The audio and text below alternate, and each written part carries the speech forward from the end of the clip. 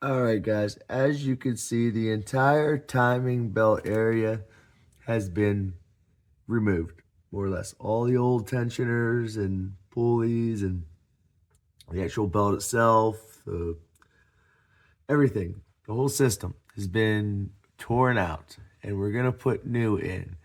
Now we have new seals in. That's something that's already been done. We're done with that. And the next step is to put in the new components of the actual timing belt itself. So we've got, let's see, we've got, oh, there's the stuff I've tore out. I think I might have already posted something about that. If I haven't, I will.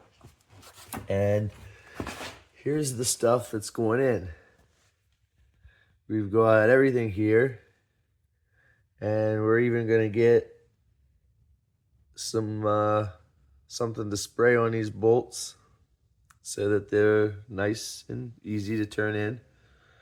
One thing to note about the tensioner, pretend this thing's a grenade and it's gonna blow if you pull out that pin before it's in where it needs to be and the belt's installed. Because if you screw up and pull that out, and look, mine came, this is how mine came, right? Mine came ready to blow, guys. But yeah, this is a risky situation. Don't mess with it until you're absolutely ready. Your water pump bolts, there should be 5 of those. And then of course, your idler pulleys and their bolts, associated bolts. All right, that's that. Let's get to the actual wrenching. All right, we have the water pump in, or the beginnings of the water pump in, the new one. As you can see, it only has a couple bolts in it. One thing I should mention is do a dry install of this pump. So no grease, no oil, just nothing but the gasket that it was supplied with. Make sure that the area is dry, clean with, brake cleaner or whatever, and then thread in your bolts. Now, there's 5 bolts that initially hold this thing in. Hand tighten them all, and do it in a crisscross pattern as you're tightening them. I believe if you're going to use a torque wrench, I think the torque is only like 9 pounds a foot. I have a torque wrench incoming, but I don't have it with me right now, so we're just going to do it by feel. It'll be all right this time around. But remember to tighten the bolts in a crisscross pattern. All right, folks, we're reassembling our timing belt. So far, we've got the water pump on and the back timing covers.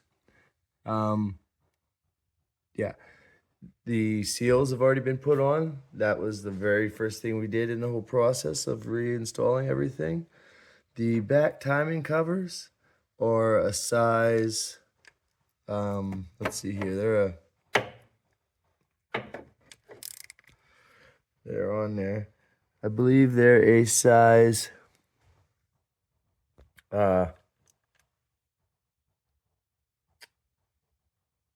12. And you want to kind of tighten them up evenly, one and then the other. And I don't have the other one on yet because I don't have the camshaft sprockets on, and I don't want to get myself confused as to which sprocket goes where. So that's kind of, I'm using one of the timing covers as the identifier for that side of the motor. The timing, the water pump is on, 5 bolts, evenly spread across in a star pattern, tightened. Make sure you tighten them evenly all the way across on a nice clean surface. Once it's on there, it should look pretty clean, pretty new. And the next thing we're gonna do, of course, is our idler pulleys. The Aisin kit should come with both pulleys. The only thing you're gonna need to salvage is the sleeve from the old pulley. So get that sleeve. Make sure you don't throw that away with your old pulley. And now you're ready to roll. I believe that they're gonna take a bigger socket than the two we have out already. Let's go with a 14. Let's see what that does. Lo and behold, 14 is your man.